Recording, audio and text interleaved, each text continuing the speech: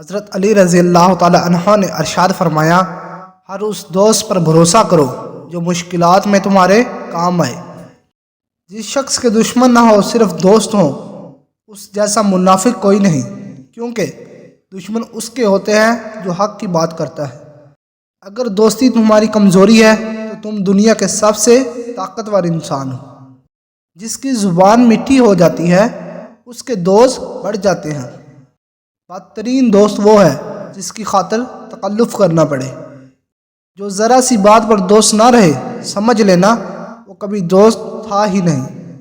ان لوگوں کے کھونے سے ڈرو جن کے نزدیک دوستی کے رشتے خون کے رشتوں سے زیادہ عزیز ہوں۔ اپنے دوست کے دشمن سے دوستی مت کرو، ایسا کرنے سے تم اپنے دوست کے دشمن بن جاؤ گے۔ مخلص دوست کے اندر اتنا پیار چھپا ہوتا ہے جیسے بیج کے اندر درخت۔ دوستی کا بھرم صرف وہ لوگ رکھ سکتے ہیں جن کے وجود میں سمندر جتنا دل ہو۔ کسی کا دل اتنا مت دکھاؤ کہ وہ اللہ کے سامنے تمہارا نام لے کر رو پڑے، کیونکہ ٹوٹے ہوئے دل سے نکلی آہ عرش تک جاتی ہے۔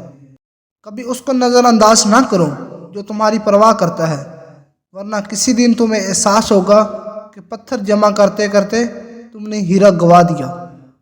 وہ جگہ چھوڑ دو جہاں تمہارے احساس اور تمہارے الفاظ کی قدر نہ ہو، پھر چاہے وہ کسی کا گھر ہو یا کسی کا دل۔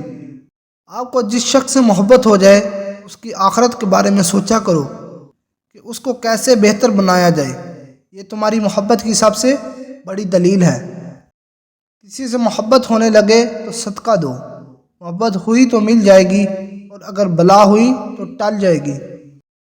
حالات اگر برے ہوں تو یقین رکھنا چاہیے، کیونکہ خدا جب کچھ لیتا ہے تو اس سے بڑھ کر نوازتا ہے۔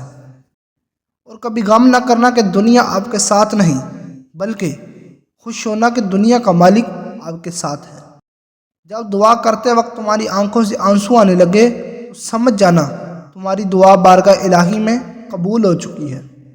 یقین رکھو کہ صبر کے بعد تمہیں ایسی حیران کن نعمت سے نوازا جائے گا کہ تم درد و تکلیف کی تلخی بھول جاؤ گے۔ جب تمہارا دل کسی کے گلے لگ کر رونے کو کرے تو قرآن پاک کو گلے لگا لیا کرو۔